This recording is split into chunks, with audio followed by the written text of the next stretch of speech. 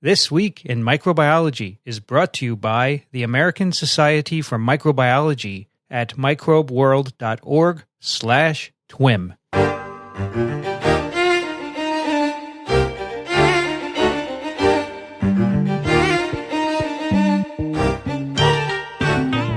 From Microbe TV, this is TWiM, This Week in Microbiology, episode 126, recorded on April 14th, 2016.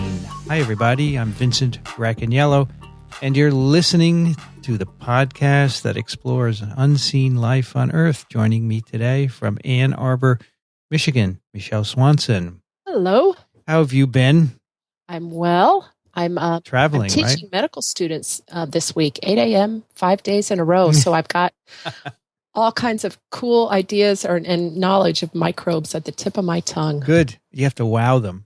Yeah. Show them how important it is because they really don't know. But it's easy because then the clinician follows me and shows all these gruesome pictures. So what are you talking about? Well, we started out with pneumococcus and then the streps. Today, I was talking about staph and MRSA.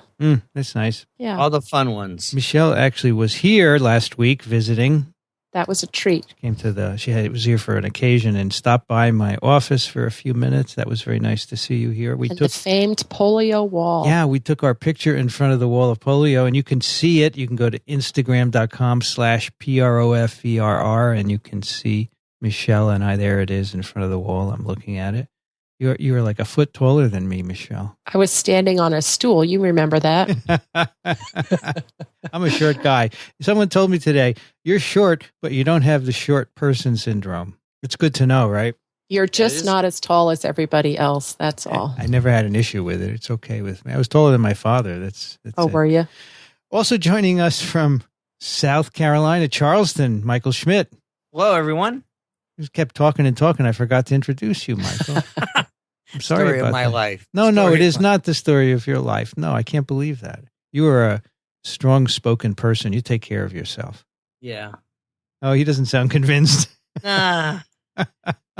I don't know. You, the first time I met you in front of a poster, gave you a mic, you grabbed it and started talking. You had no issues whatsoever. No, I'm not afraid of microphones. Yeah, some people are. Medical students is another issue. You're afraid of medical students? No, they ask the most provocative and awe-inspiring questions, like how many bacteria are in a colony? Yeah, that's good. And you don't know the answer.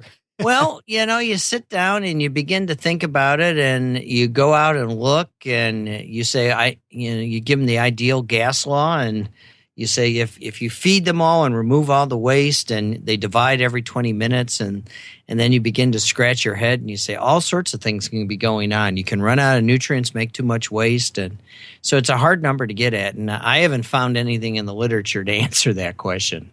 That's interesting. How about just scrape it into some water, dilute it, plate it? Yeah, that'd do it.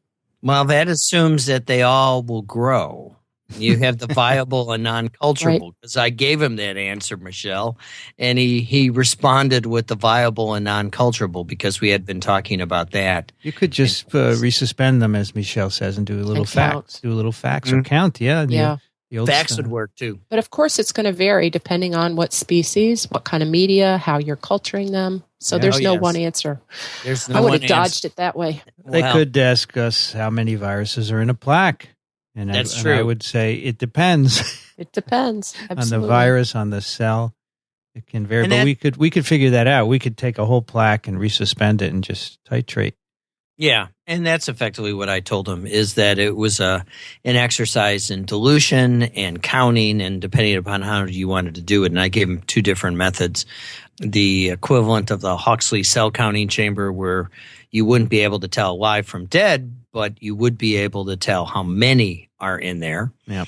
And so he was satisfied with that. So, but I agree. Medical students do ask interesting questions. In fact, I find anyone who hasn't thought about a certain area of science and they're presented with a little bit, they ask provocative questions, which come from a different area from where we are, right? Because we think about it all the time, and we sometimes we don't think of these obvious questions. So I enjoy that. I think that's a lot of fun.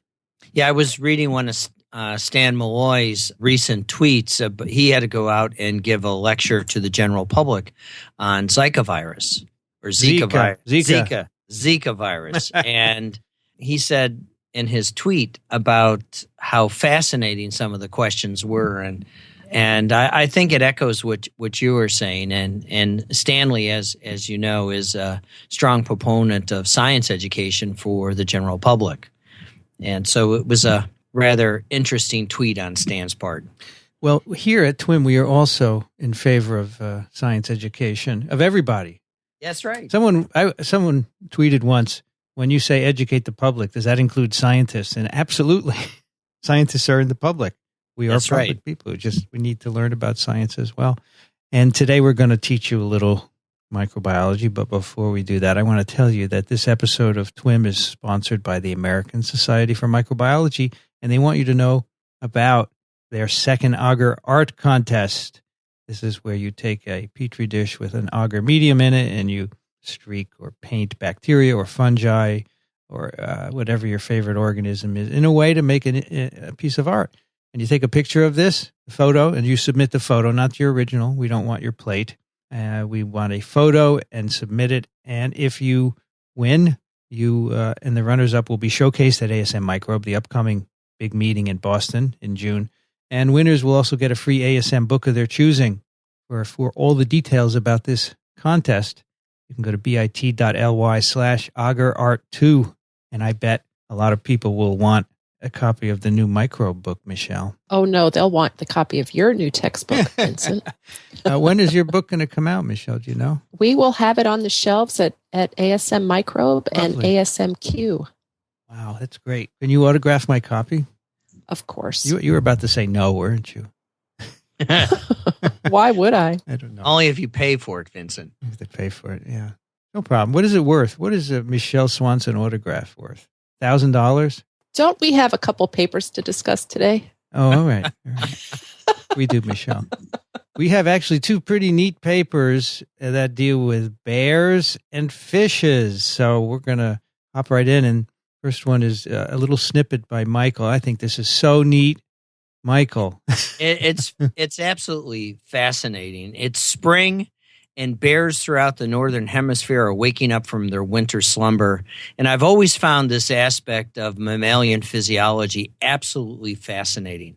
How a living creature could go without food or drink for up to 6 months without any ill effects. But more importantly, and looking at the obesity epidemic in the United States and how it interfaces what we're learning about the microbiome, how bears can put away all of this stored food as fat without sending them down the path of metabolic syndrome. And, thinking everybody is thinking about their next grant and the translational aspects of things. And this paper really is pretty provocative. And the title of the paper is "The Gut Microbiota Modulates Energy Metabolism in the Hibernating Brown Bear, Ursus arctos," and it was by Felix Sumner, Marcus Stallman, Olga Ilikavia, John Arnimo, Jonas Kinberg, Johann Josephson, Christopher Newgard, Ole Frobert, and Friedrich Bachhead. And it was just an absolutely fascinating paper. It's in open source, and it's in Cell Reports, so you can go down and download this particular paper without having to pay any surcharge or your library needing to do it. So the bullet is, these authors showed that the microbiota and serum metabolites in the brown bear differ seasonally between hibernation and the active phase, when the bears are out foraging in the woods, eating anything and everything they can. They eat everything from the famous salmon that we see jumping in the streams, to blueberries, to honey, to, the things in your campsite. Bears are omnivores just like humans are. So again, it's the curiosity in me that attracted me to the title. And the other thing that these authors did in this particular manuscript is they asked the fundamental question that we're seeing in a lot of microbiome type papers where they're asking, can you transfer the phenotype, and does the phenotype hold or breed true? And what they did in that particular set of experiments is they colonized mice, specifically notobiotic or germ-free mice, with the bare microbiota. And what they learned is that the microbiota from the summertime or when they were intaking food promoted increases in fat content in the animals. And these findings then suggested to them that the seasonal microbiota variation may indeed contribute to metabolism of the hibernating bear. So as we begin to take this paper apart, as the authors presented very well to us, is they first introduce us to this concept that hibernation is an adaptation that many animals use to conserve energy during food shortage in the winter. And the brown bears deposit their fat during the summer, and then they use these stored lipids during hibernation. And if you think about what's going on when you begin to use the lipids, is you're mobilizing this and you're hydrolyzing the lipids out of your fat and dumping them. And so you have to ask yourself the question, how do you feed the microbes in your gut? And the answer is the fat goes the other way out of you back into the bear's intestinal or digestive tract in order to feed the microbes. And what these folks did, and they were using wild bears and recognized that they had to catch the wild bears. And there were 16 bears that they went after, and they were fortunate in that these brown bears in Sweden actually had GPS-triggered collars so they could find the bears. And they, of course, had to tranquilize them and then recovered blood samples from the animals as well as fecal materials. And they recovered the stool directly from the rectum of the animal. And that's one of the curious things, is that during hibernation, as many of you know, bears don't defecate in their dens. They make this magical fecal plug that is constantly being dehydrated by the intestine of the animal, and that prevents them from fouling their nest, if you will. You can well imagine if they were continuing to defecate as they burned off the material, the nest would become pretty foul, would recruit other animals or predators to the odor, and it would, cause harm to the animal that was unrousable during its hibernation period. Michael, don't they get bloated? No, they don't. Why is that? I don't know. I think it's because the energy stores are being absorbed, and it has to do with the fact that they're probably trickling in the right concentration of lipids back into the intestine so they don't make lots of gas. They're not burning lots of carbohydrates. Interesting. And that's what they actually learned in this particular study. And they did it via what you would expect, the modern way of using 16S and advanced sequencing technology. And when they did the simple experiment of asking who's there, using principal component analysis of the bear fecal microbiota from summer and winter, and this is probably the clearest principal component analysis figure that I've seen. The summer months are in red, and the winter months were in blue. And all the blue dots were on the left-hand side of the figure, and all the red dots were on the right-hand side of the figure. You don't have to understand what principal component analysis does for you, because you can immediately see that summer is different than winter. It was one of the clearest presentations of principal component analysis. And for those of you who don't know what it is, I'll give you the simplified version. It's a technique used to emphasize variation and bring out strong patterns in a data set. And it's often used to make the data easy to visualize and explore. And I think the authors really did indeed succeed with this particular plot. So they identified 24 bacteria phyla, and the dominant ones in the summer were Proteobacter, Firmicutes, and Actinobacteria. And if you recall from all the microbiome papers that Elio has had to suffer through, they're associated with the omnivore diet. Those are the bacteria that are associated with being an omnivore. And in the winter months, what we found is the microbiota was that associated with fat. So you could effectively figure out, and these were Bacteroides, and whereas the Firmicutes and the Actinobacteria that are eating fibers and other things were less abundant. So it intuitively makes sense. They then went on to look at if there were any magical microbes that particularly popped out. And again, their figures are very easy to discern, even from a casual read of the text, because again, they're presenting it summer versus winter. And when you look at it, again, following the same color schemes of red for summer and then blue for winter, you can see that there is a remarkable difference. And the four principal species that really popped up is Bacteroides fragilis, popped up in the winter. So that's effectively what's eating the fat metabolites that are leaking the wrong way, if you will. They're coming from the bear circulatory system into its gut. And the Helicobacter, Streptococci, and Wolbachia, which are effectively associated with the omnivore diet, spiked in the summer months, and they weren't present in the winter months. And it's really remarkable just looking at the relative abundance.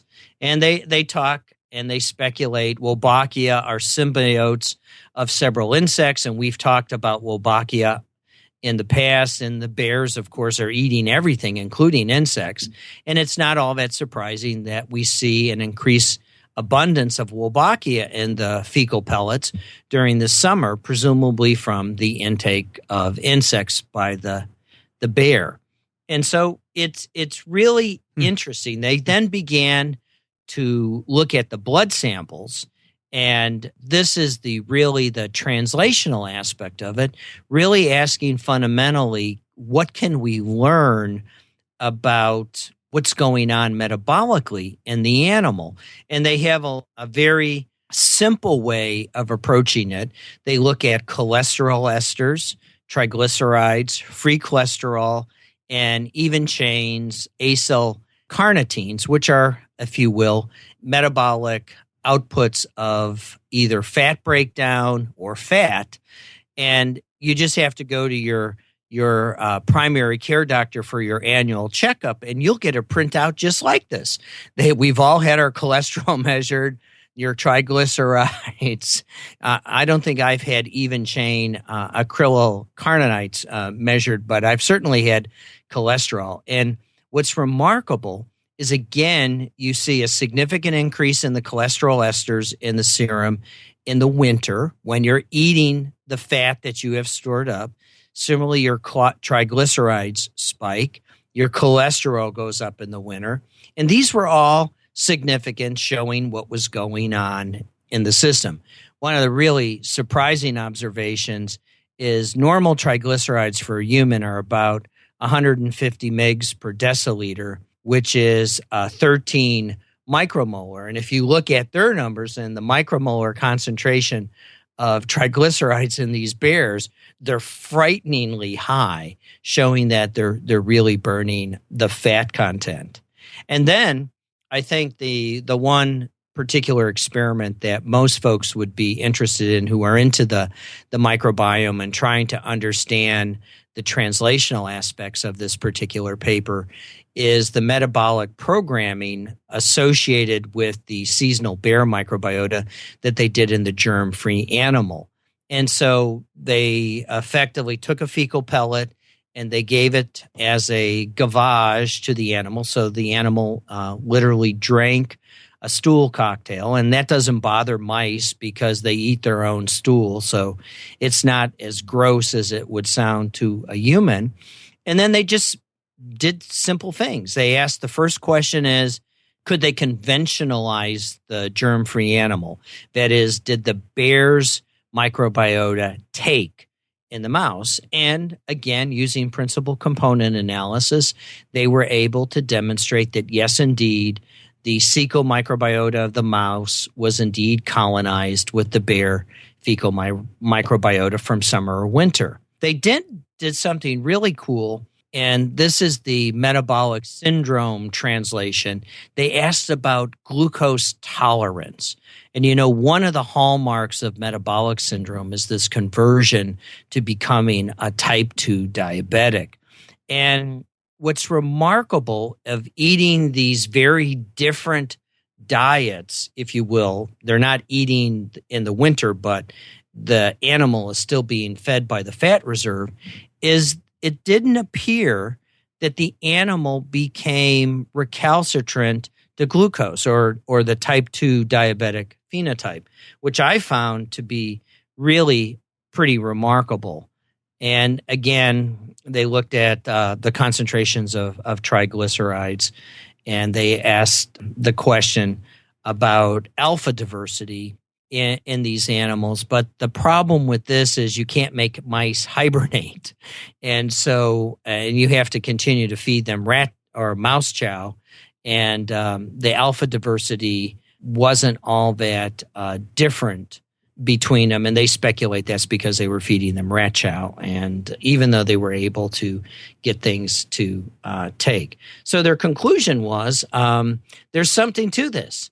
There's something to hibernation, and hibernation may be able to teach us something about colonization with the seasonal bear microbiota was sufficient to transfer some of these seasonal metabolic features to germ-free animals. And there's hope for us in looking at metabolic syndrome and really trying to tease apart the important microbes that are associated with metabolic syndrome. And hibernation may be an easy model system to help us take this apart. Not such an easy one if you have to chase bears, though. Right. You have to chase. And remember, I would sign up for the winter duty when they're hibernating. That's when I would take the samples. And they actually have to extract the feces from the rectum of the animal. I'd be worried about waking up that hibernating bear and the anesthetic wearing off in the summer. So they had to dart even the sleeping bears, so to make sure they wouldn't wake up. But I got to hand it to them. These individuals are from the Nordic countries, Sweden and Denmark and Norway. And boy, I got to hand it to them. That's pretty brave. There's a really neat quote in this paper. They say they got samples from free-ranging or hibernating bear. And I guess they got the same pairs, right, Michael? Because they're tagged, right? Yes. And they say fecal samples were not always available during summer due to chasing-induced defecation prior to sampling. So in other words, it's like when you pick up a mouse, they immediately urinate and defecate. And the bears, when you chase them, they do the same thing. And George Lucas used this observation in the one of the Empire Strikes Back movies. Remember how the Millennium Falcon was on top, and he says, just before they go to light speed, they dump their trash. That's right. We got the Star Wars reference in That's here. so funny. So, Michael, is it clear? Is the diet, the seasonal diet change sufficient to have such a dramatic impact on the microbiota, or is it also that their metabolism changes when they go into hibernation? Were they able to tease that out? They weren't able to tease it out, and that's this is the last few sentences of their paper. Thus, further mechanistic studies using bears in captivity with calorie count, food consumption, microbiota composition, and animal physiology, where it can be controlled, are required to functionally validate and elucidate which components of the microbiota contribute to the seasonal metabolic differences. I think the wild bears are just too it enabled them to ask these fundamental questions. And I think this is a strong preliminary observation that it's worth looking at hibernation versus not. Right. There are other animals that hibernate. They could have made their lives a bit easier, like certain frogs, deer mice, some birds, ground squirrels, skunks, hamsters, prairie dogs, bats, hedgehogs, a lot of little animals that could have, and maybe people will have been looking at them as well, but that's the one I would have picked. Deer mice. Deer mice. Although they may be harder to find. Where Yeah. they're hibernating than a bear. A bear is but obvious. One of the implications, and I have no idea about this, is you disturb their hibernating area, which they block up with wood, to prevent other animals from getting in. And so I don't know what the impact of that is. And then you disturb this plug that you mentioned, which prevents them from dehydrating severely. And I just wonder, does that have any impact on the microbiome at all? I guess you sample at the same time, so there's not enough time to have an alteration. But I wonder how these animals are in a month or so when they're still hibernating. Have you disturbed anything? Are they okay, right? Well, they're doing it in February and March, which I guess is sort of towards the end of their period of hibernation, and they're effectively, burning through the stuff. Hibernation, I hadn't read much about hibernation before I delved into this paper, and and I knew about the fecal plug and the preventing of dehydration because I had looked at that once before. But this whole area is, I think, I picked this paper principally because I thought it's a good way of getting around the criticism. So we have another telephone directory of who's in somebody's gut, and whether it be a bear or something along those lines. And this one, I think, with the metabolic data that they had, and they had one of their tables is looking at signs of dehydration and reduced hemolysis in blood of hibernating bears, and they have an exquisite table. And because we're only doing this as a snippet, I'll leave that to the reader to take a look at since it's an open access. So this paper answers the age-old question, does a bear defecate in the woods? And the answer is yes, if you chase it. If you chase it. And I one question I was prepared for but no one asked is, do we have any bears in the southern hemisphere? And there's only one that has made it through to this century. And I put a picture of that particular bear and a component in the show notes, and its name is Tremarctos ornatus, and it lives in the mountains of Venezuela and Colombia, south through Ecuador, Peru, and into Bolivia. And it's a mean-looking bear, but it doesn't hibernate. It's very interesting looking, and those claws are really something. Oh yeah. Yeah. This has got to be the first time bears made it on TWiM, isn't it? I think it is, yeah. Well, we had the water bears. Yeah. That's the other range. By the way, you guys remember I shouldn't say guys now. We have a letter writer who gets mad when you use the guys. You fellow scientists, Michele and Michael, you remember we did the water bear. The T-shirt. We talked about the T-shirt. Did you get that T-shirt? I got my T-shirt, yes. Oh, wow. It's a very cool T-shirt. It's a very nice T-shirt, and it's on Instagram.com/PROFERR. I think bears will be back. Yeah. I didn't know they were geographically restricted like that by hemisphere, Michael. Yeah. And then this bear is quite interesting. Well, thank you. Yeah. There are bears in Maine, aren't there? Yeah. Well, the southern hemisphere and the northern hemisphere. Yeah. There's lots of bears in the northern hemisphere. Right. Okay. Yeah. It's below the equator. Yeah, we have them in New Jersey. We have them in South your Carolina. Trash. Yeah, they like to. You must have them in Michigan, right, Michele? Yeah, we do. You go camping and you have to be. I know when I used to go camping with the Boy Scouts, we always had to put our food away, and when we didn't, the bears would be there eating it many times, and then they would bother us at night. They'd come foraging through camp, and we'd tell the kids, if you hear a bear, yell bear. And at 3 a.m., you hear all these kids yelling bear, bear, and all the adults have to get up and do what? Get a bunch of pans and make noise. But I digress. Wow. Yes. It's okay. Oh, boy. We have another interesting paper, and this has to do with fish and bacteria. And this is another M-Sphere paper, which is the relatively new journal of ASM. It's open access. And by the time you hear this episode, this paper will have been published. And so you can go look at it if you'd like. And it is called similarly lethal strains of extraintestinal pathogenic Escherichia coli trigger markedly diverse host responses in a zebrafish model of sepsis. And this is by Amelia Barber, Brittany Fleming, and Matthew Mulvey from the University of Utah in Salt Lake City. And I thought this was interesting because of the use of zebrafish, which some of you may know as the zebra danio, which is a fish you could buy for your aquarium. And in fact, you can, it's a tropical freshwater fish. It's a minnow, basically, and happens to be a model organism for research. It's the first vertebrate to be cloned. You can make it transgenic. In fact, you can buy transgenic zebrafish with different fluorescent proteins inserted in them, yellow and green and blue. And you can watch them glow at night in your aquarium. But in the lab, many people work on them because they're a nice manipulable organism. This is the first time I'd heard of using them for microbiology, although it might have been done before. And what they're doing is looking at strains of E. coli that, normally many mammals have E. coli in their gut and they exist peacefully there as part of our microbiome, but sometimes they get out. And that's where the extra comes from, the extraintestinal pathogenic E. coli.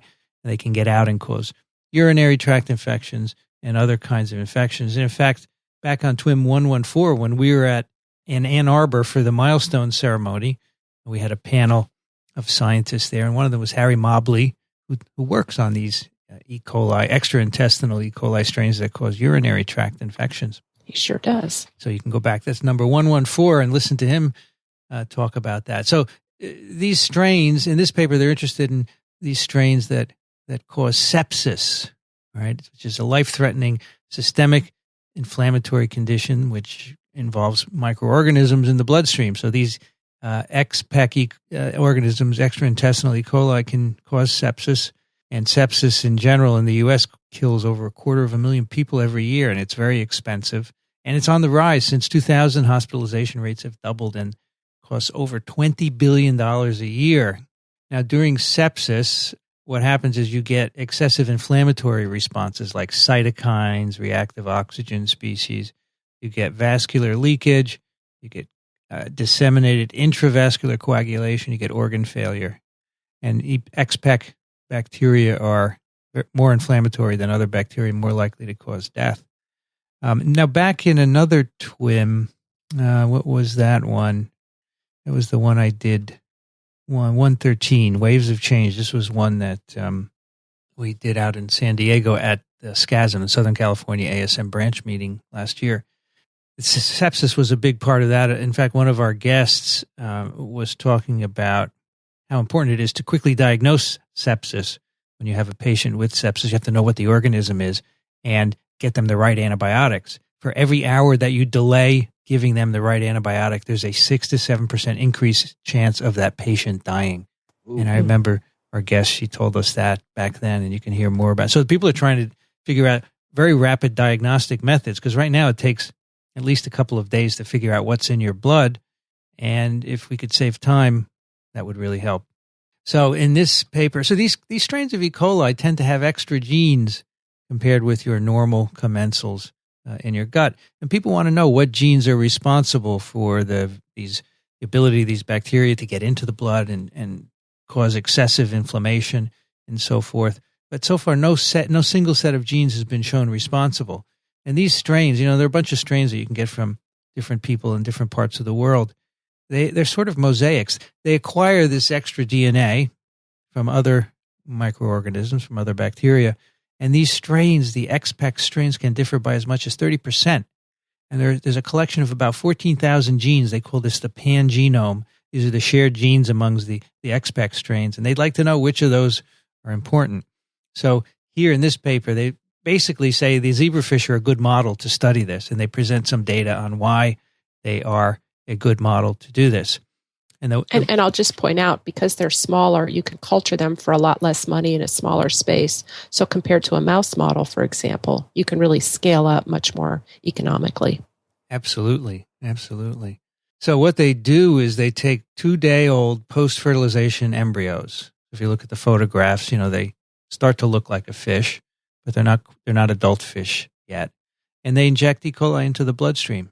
At this point in the development of these fish, the immune system consists solely of innate defenses, and this includes macrophages, neutrophils complement, the sensors like toll-like receptors, antimicrobial peptides, and cytokines.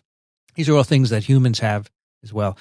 So there's no adaptive immune system yet. It's strictly innate, and we're going to see what happens when we infect with E. coli. So they inject like between 700 and 1,500 colony-forming units. And first they use non-pathogenic E. coli strains, the famous K12 strain that many molecular geneticists use, or a human gut isolate, so an isolate from a person that's part of the E. coli commensal there that doesn't cause disease. Both of these, when injected into the fish, don't cause any disease whatsoever. And then they test a variety of isolates from different cases of sepsis from people, and they see a whole range of outcomes from non-pathogenic to uniformly lethal and something in between. And in all cases, lethality correlates with the ability of the bacteria to multiply and survive in the fish. They actually measure this. They can grind up the fish and measure the growth of the bacteria in them. So the rest of the paper is focused on two particular strains of X-Pec E. coli. They call them F11 and CFT073. They're both lethal. They have very similar outer membrane protein components, but they have distinct flagella. Okay, they're about 73% identical at the protein coding level, and so they have a lot of differences between the two of them. So it will be hard to sort out what's causing what. But the two do differ. They're both lethal, but the disease is different. So with both strains, you get overt illness, you get pericardial edema, you get ulceration of the skin, and you get erosion of the tail fin compared to controls that just get PBS. And they find that these phenotypes are more pronounced and common in fish infected with the F11 strain compared with the other one. This strain also gets protrusions on its trunk or tail that seems to be proliferating epithelial cells, and I'm not sure what that's from. So the next interesting question is, how does zebrafish respond to antibiotic treatment? Because again, this is a big issue in people. You have to be able to treat them. And so they give them ciprofloxacin at different times after infection. They pick this because it's used to treat gram-negative infections. They could also put it in the water, and it will get into the fish. It permeates the fish, which is good, so they don't have to fool around with injecting individual fish. So Cipro protects the fish infected with F11 when given at 6 hours post-infection, a little bit less effective at 12 hours, but if you give the antibiotic at 15 hours, they're all dead. It doesn't work at 15 hours. They've multiplied too much by then. The other strain, CFT073, they're protected at 3 hours, 6 hours less than 30% survival, and all dead at 9 hours. So you can see they're different in the fish, but if you check the sensitivity of these two strains on an agar plate to Cipro, they're the same. And the growth is the same in both fish, in fish infected with either and treated with the antibiotic. So it underscores the differences are arising in part by the host response, the innate response to infection. They also noted, as I think I mentioned, they have edema in fish that are infected, both subcutaneous and body cavity edema, accumulation of fluids. And this is a common event in human sepsis as well. Throughout the paper, they point out how a lot of the reactions in the fish are similar to what we see in humans. Of course, that's because they want to use it as a model for infection. But it's pretty striking, these photos. There's no question these fish are bloated. Absolutely, yeah. And that's a nice thing. You can see very clearly in a small animal, right? As opposed to a mouse where you might have a harder time looking at edema. So the next series of experiments involve transcriptional profiling of the fish to see the effects of infection with the two strains on mRNAs. They basically extract RNA from the fish, and then they amplify it and sequence it. They remove the ribosomal RNA, and they ask what genes are turned on, what do they encode. And they find they do this at 6 and 12 hours post-infection, and they find that both strains, change the expression of a large number of host genes, and there's an overlapping set, but there are differences. For example, F11 induces a large set of genes that are not seen in fish infected with the other strain. and 22 transcripts were found that were repressed in CFT infected embryos, but were induced in fish infected with F11. So again, these are both lethal in the fish, but they have very different effects on what genes are induced. Now, the genes that are enriched with both isolates include, as you might expect, those that deal with the host response, especially to oxidative stress like peroxidases, immune defenses and responses, cytokines, complement, proteolysis like matrix metalloproteinases that are important for defense, and aminoglycan metabolism. Overall, when you look at all these data, a lot of data generated, and you can look at it for a long time and analyze it. The number of differentially expressed genes in each category were typically greater for the F11 infected fish. Other common pathways affected by both bacteria at both time points include apoptosis genes, genes involved in the proteasome, and this would be antigen presentation of foreign proteins to the host immune system, arachidonic acid metabolism, and toll-like receptor signaling. And of course, toll-like receptors sense the presence of foreign proteins or nucleic acids, and they turn on the innate response. They turn on the production of cytokines. So that makes a lot of sense. And F11 in particular causes changes in genes in the P53 pathway. P53, of course, is well known in humans as a tumor suppressor gene. It's a central regulator of the cell cycle, and it's the regulator of apoptosis as well. And so these are turned on in fish infected with these E. coli strains. Now, as you might be interested, or you might ask, has this ever been done in humans? And the answer is yes.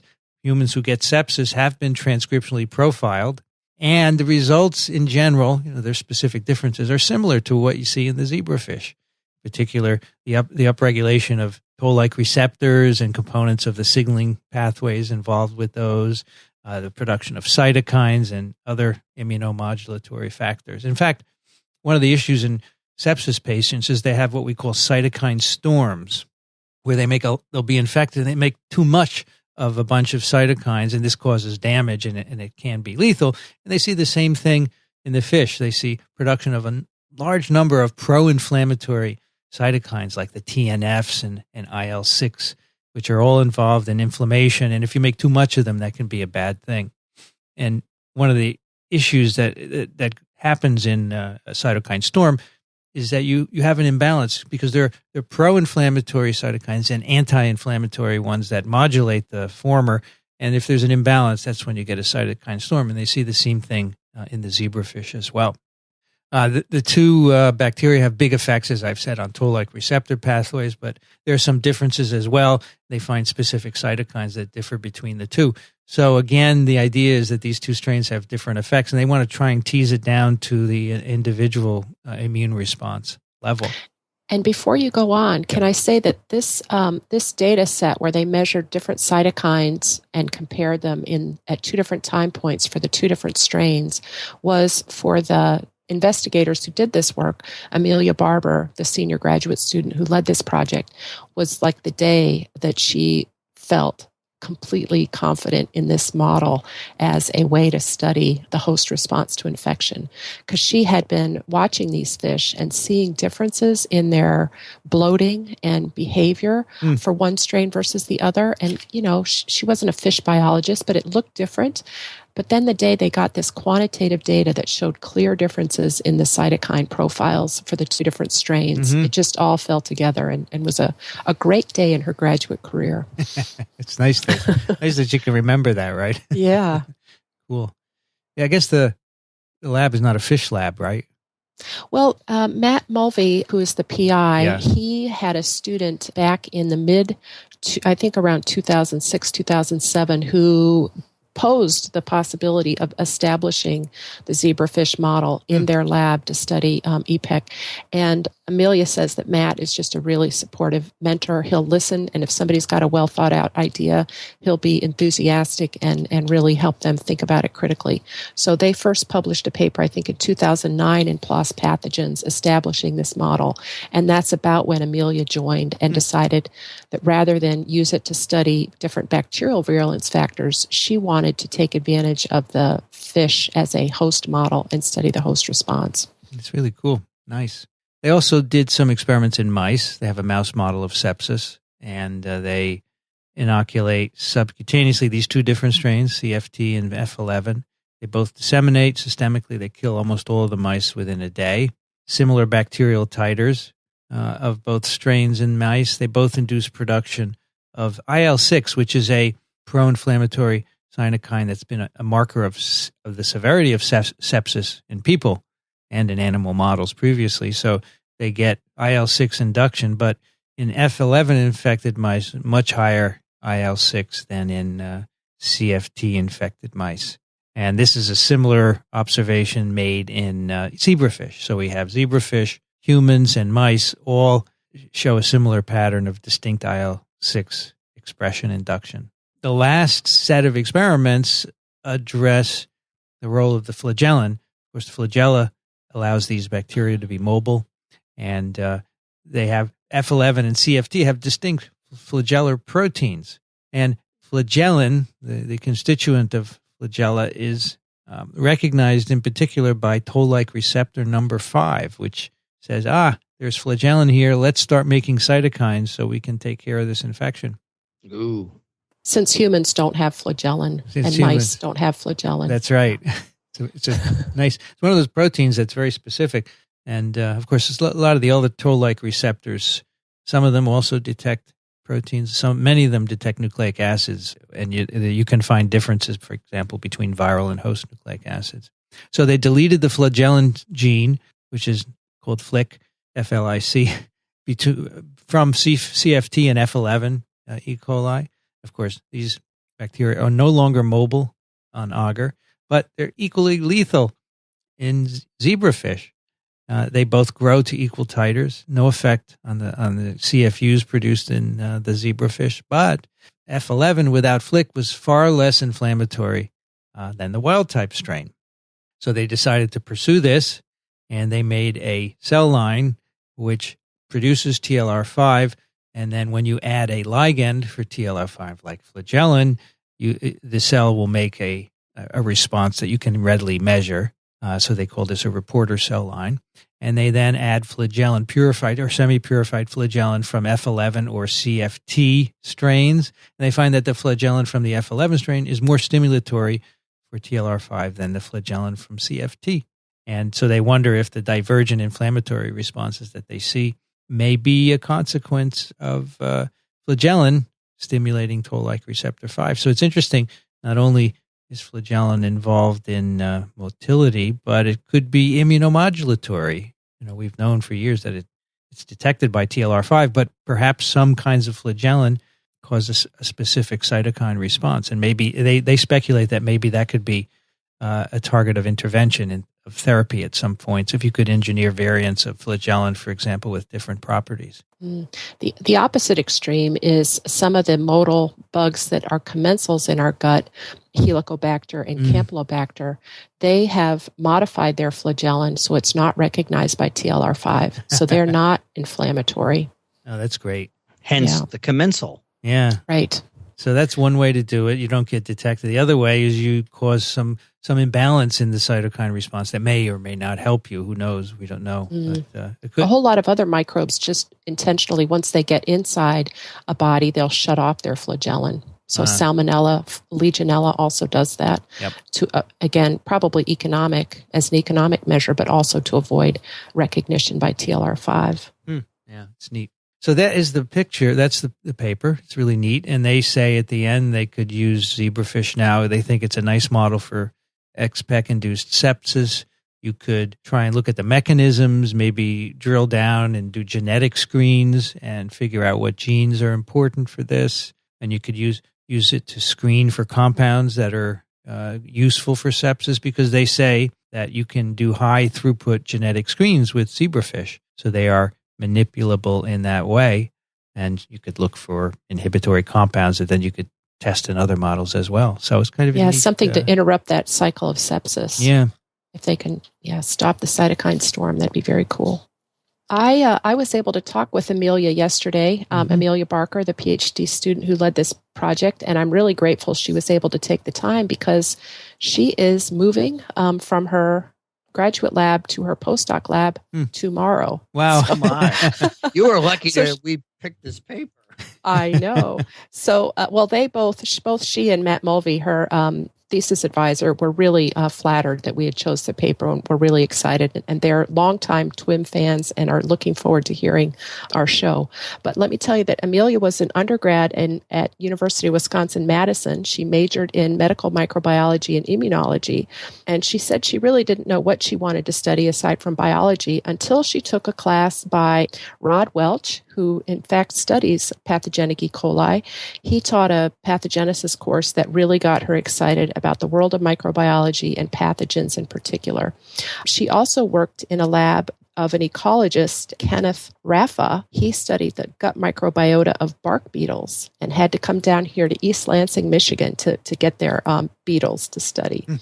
After graduating, she worked as a technician for a couple of years in a lab at Madison in the Stem Cell and Regenerative Medicine Center and published a few papers there before deciding she wanted to get a PhD. So after looking at a lot of programs and visiting them, she was really impressed by the training environment and the commitment to graduate education and the science out at Utah.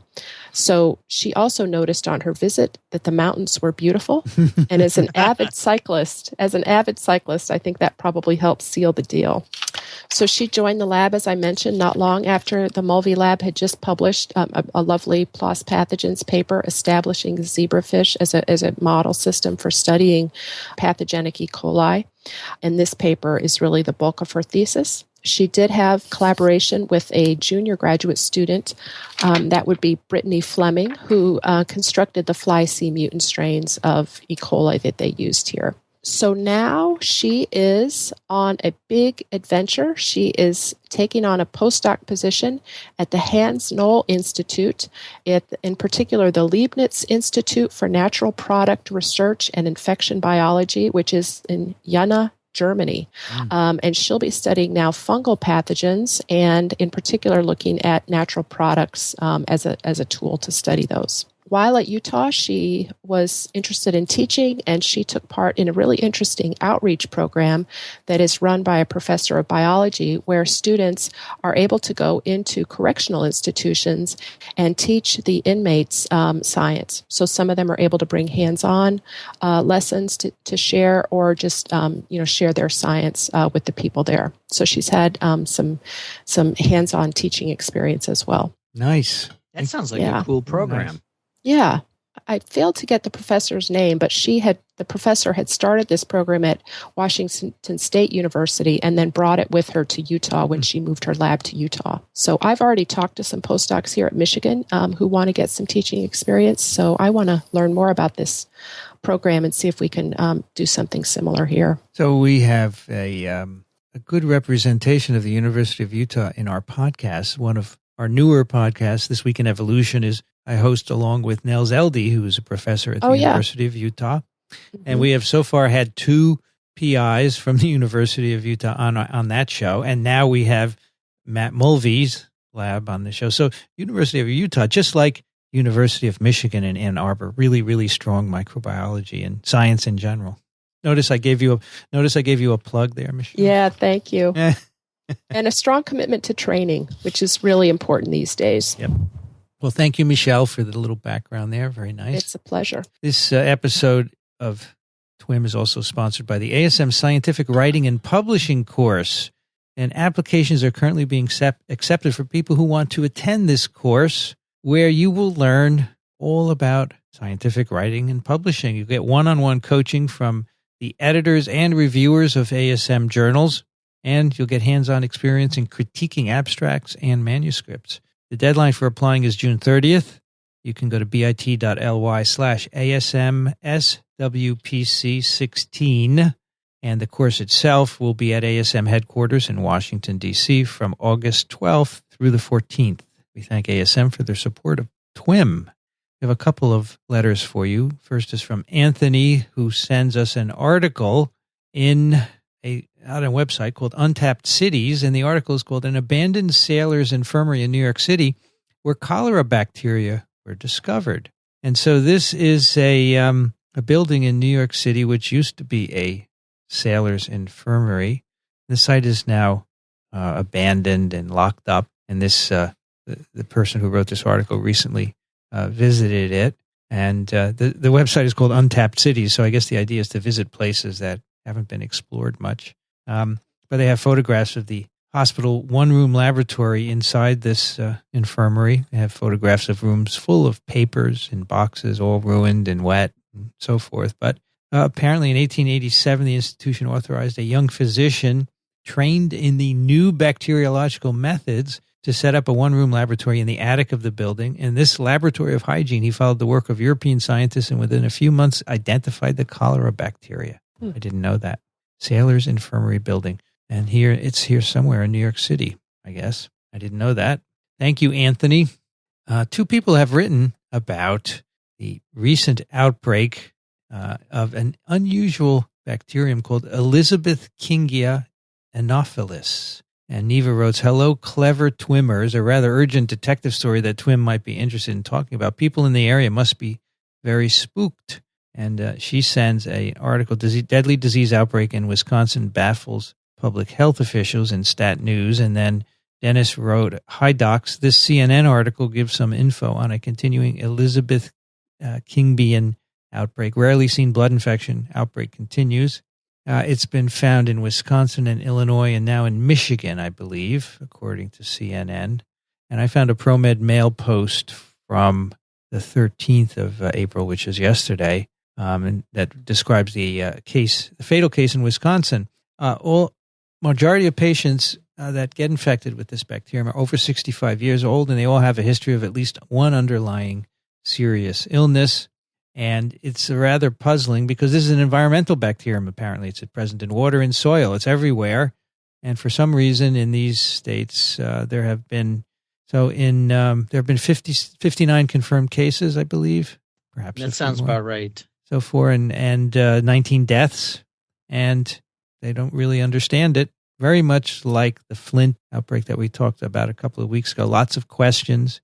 And remains to see what's going on. So far we have very little information, but at some point, we'll have MMWR reports and we can give you more information about that. I can tell you a little bit about Elizabeth King. Mm-hmm. She was an American bacteriologist, and in 1959, she discovered a new gram-negative bacillus that was subsequently named after her while she was working on unclassified bacteria associated with meningitis in infants. The American Academy of Microbiology now honors Elizabeth King each year with an annual lecture that we give, and it's tied with our public outreach Microbes After Hours. So we look forward to having another one of those lectures this summer. Nice. Maybe on this organism. Probably not, because we've been able to recruit Michael Diamond, who's a virologist, who will be giving the Elizabeth King lecture. Michael Diamond, of course, working on flaviviruses like West Nile virus and now Zika virus. So That's I'm right. sure you'll hear all about Zika virus. So we thought that was in line with Elizabeth King discovering new microbes that cause disease. Nice. A bit of trivia. Elizabeth Kingia used to be Flavobacterium. Is that right? And it makes a nice little yellow colony on plates, on chocolate agar or one of its other media that it, blood agar or chocolate agar, it makes a very pale yellow colony. So it's only appropriate that you have a flavivirologist talk about honoring Elizabeth King. Very good, Michael. Michael, do you have any insight into this outbreak? Other than this creature is multi-drug resistant, and what they're beginning to throw at it are common antibiotics that they use to treat gram-positive infections as opposed to gram-negative. It seems to be resistant to the armamentarium of gram-negative microbes. It has a very potent extended spectrum beta-lactamase, as well as the newfangled beta-metallo-lactamases as well. So it's in that really ultra-resistant class. And it's also resistant to colistin, which was one of the antibiotics of last resort that they have been using in Europe. But this thing is spooky. Do we know how it's transmitted, Michael? My suspicion is, like all other gram negatives, it just comes with fecal oral transmission contact. Mm-hmm. It's probably a fomite that's coming in. It's interesting that it seems to only be clustered in the upper Midwest. Again, the principal outbreak has been in Wisconsin, and the case in Michigan and the one case in Illinois have converted to deaths. Is this new, or is the first time these have been seen in people, or have we seen this before? It's been around because we were talking about it a couple of weeks ago with my clinical microbiologist, and it's been around, but this particular species seems to be especially virulent. Michael, when it's regional like that, do you think about food that's distributed in a particular region, or food or plants? Food or plants. Somehow it. We import a lot of exotic plants into the United States that we give out as we distribute either as ornamentals or whatnot, but. Food, I think, because in the United States, our food is sort of ubiquitous. It's transported across the country.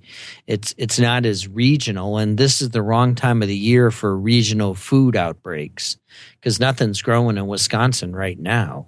But what about a kitchen that serves a chain, a restaurant chain? Yeah. The salad is prepared at a commissary and then shipped by truck? Yeah. That's one of the things, or a nursing home or something along those lines. Mm-hmm. And I'm certain that the Wisconsin Public Health Group is actively looking at that as well as the CDC. So as Elio often says, stay tuned. I think this would be a good detective story to talk about when we do some papers with the public health bin. Absolutely. Yeah. Unfortunate that they named it anopheline. Or Anopheles. What is it? Elizabeth Kingia Anopheles. Yes. Of course, Anopheles is a name of the mosquito that we're all terrified of here in South Carolina. Yeah. Yeah, the season is beginning, isn't it, Michael? Have you seen mosquitoes, by the way? I have seen mosquitoes and have been bit by mosquitoes. Wow. Yeah. So consequently, everybody's talking about spraying because we're, of course, very much concerned about Zika virus. And, with Tony Fauci and his colleague from the CDC speaking from the executive office building this week, everybody has been very concerned here in South Carolina and the southeastern United States about Zika and the whole mosquito. We've had a wet spring, and there's lots of standing water, and so we're very, very concerned about it getting a foothold in the southeastern United States. But you guys, you have. I gotta work hard not to say guys. You have Aedes mosquitoes there, right? That's the vector for Zika. Yes, we do. I am not as worried, maybe because I'm stupid, but dengue virus is transmitted by Aedes mosquitoes, and so is chikungunya. Chikungunya. Neither have, and they've been around a while. Neither have spread very much in the U.S., if at all. Endogenously, we get a lot of imported cases. The only one that's spread is West Nile virus, and I think that's because there are bird and other animal reservoirs of West Nile which allow amplification, whereas chick and dengue and Zika, as far as we know in the U.S., there will not be any animal reservoirs. And, so we do know that. We do know that now that Zika is principally restricted to humans. Yeah. That's good news. In Africa, there's a monkey reservoir, but we don't have monkeys here in the U.S. And, of course, West Nile is also spread by a different mosquito, Culex mosquitoes, which is different from, we have lots of Culex up here, but, we have little Aedes, but it doesn't go all the way up in the U.S. So I just feel it's not going to be as much of a problem. I think we'll have lots of imported cases for sure, but I don't know if it's going to spread, but we'll see. I don't like to predict, but that's my feeling. We have one more email from Suzanne who writes, guys isn't gender neutral, it's gender absorptive. Okay. That's an interesting way to put it. It's used the same way it became standard over the last few hundred years to use he as a general third-person singular pronoun. Before that, they was acceptable. Just because some women are okay with it doesn't mean the rest of us can't be annoyed by it. If your students will call a specific individual woman a guy, then I guess I'm wrong and it's honestly becoming gender neutral. But I never hear anyone doing that. I hear it all the time. And in I fact, hear it all the time. No, nobody looks at a woman and says guy. no, They'll but if look you at have a group of men and women and say guys. yeah, Yeah, like that's waiters and waitresses do that all the time. How are you guys Yep. doing? yes. But nobody looks at a group of women and says guys. I don't think. What would you say, ladies, or something like that? Yeah. Or, how are you all doing? I'd Yeah. say you all. You all.